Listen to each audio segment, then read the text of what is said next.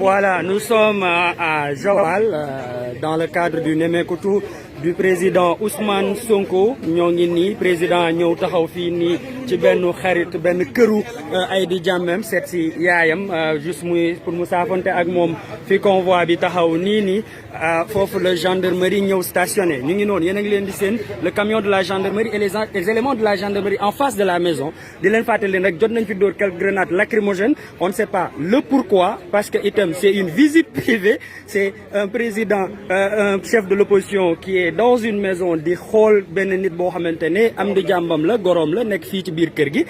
mu ñëw di saafonteeg moom fii la ñu fekk sànni fi ay grenades lacrymogène tout à l'heure oto yaa ngi nii oto convoi baa ngi nii président mi ngi ci biir di saafonte ak la famille génnoogul waaye en attendant balaa muy génn mi ngi noonu yéen a ngi seen gendarmerie ak ay éléments am le dispositif est là camion la ñu indi di décharger seen ay grenades lacrymogènes jàkkaarloo ak kër gi donc on aimerait bien savoir quel est le problème actuellement et pourquoi est-ce que ce pays-là est sérieux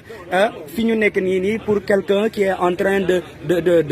faire une tournée politique di saafonte ak nit ñi deful meeting comme il l'a dit hier amul rassemblement amul dara du meeting du loo xamante ne duñ koy yëgleeg affaire yooyu noonu amul convoi amul dara gaa yaa ngi toog di waxtaan loolu kese moom moo fi am